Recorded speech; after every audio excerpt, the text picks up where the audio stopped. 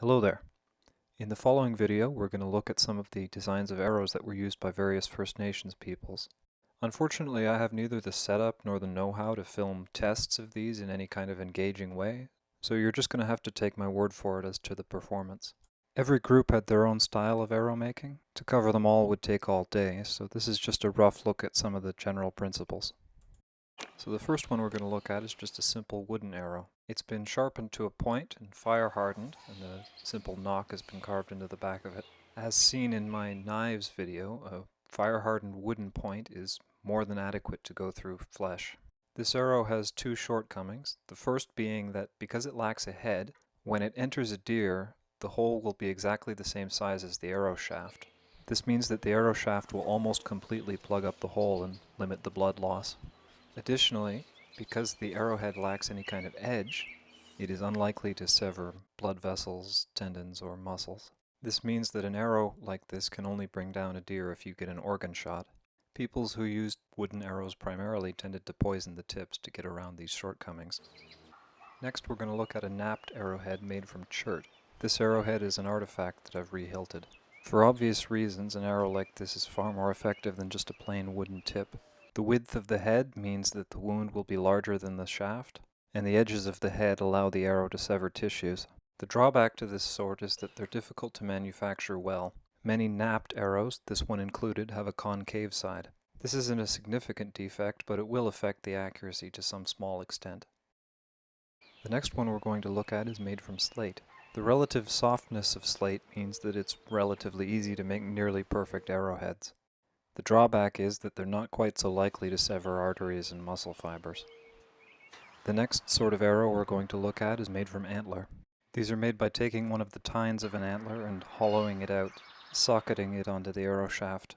Most of the antler arrowheads that I've seen have been constructed in this way. Sometimes barbs were ground into the arrows, and sometimes the arrows were ground into square or diamond-shaped cross-sections to give it a bit more cutting power. Arrows like this are less deadly than stone arrows because they don't have a cutting edge. However, their durability means that they stand some chance against wooden armor, making them better suited for warfare. The next sort of arrow we're going to look at is made from copper. Interestingly enough, most of the arrows I've seen that are made from native copper are shaped not like the stone arrows, but more like the antler ones, being socketed on. I don't have any explanation for this. My understanding is that copper arrowheads were very rare, used only in the places with the wealthiest copper deposits. The reason for this is simple. Arrows are disposable. A copper knife might last for several generations. You might lose an arrow the first time you shoot it. The final sort of arrowhead that we're going to look at is made from iron. These weren't used until after contact. Native peoples would buy broken tools from the colonists and reshape them into useful things. These were often a little crude due to a lack of proper metalworking tools, but they work really well. Now let's take a look at the other end of the arrows. As far as I'm aware, all arrows either had one fletching, two fletchings, or no fletchings. Let's talk about the one without fletchings first. Fletchings aren't necessary for an arrow, they just increase the accuracy and range. Without fletchings, this arrow is only good for about 20 paces, after which the arrow tends to veer off wildly in some random direction. Because of this major shortcoming, most people put fletchings on their arrows. Double-fletched arrows are very simple to make and surprisingly effective. This one is just the end of a turkey feather that's been tied to the arrow around the tip. Sometimes the feathers were split and glued onto both sides. That's a bit of a hassle, and it isn't strictly necessary with this sort of fletching. The effective range of this arrow has been significantly improved over the unfletched arrow. The flights add a great deal of stability in the air. Now the triple-fletched, which anyone who knows anything about archery will be familiar with.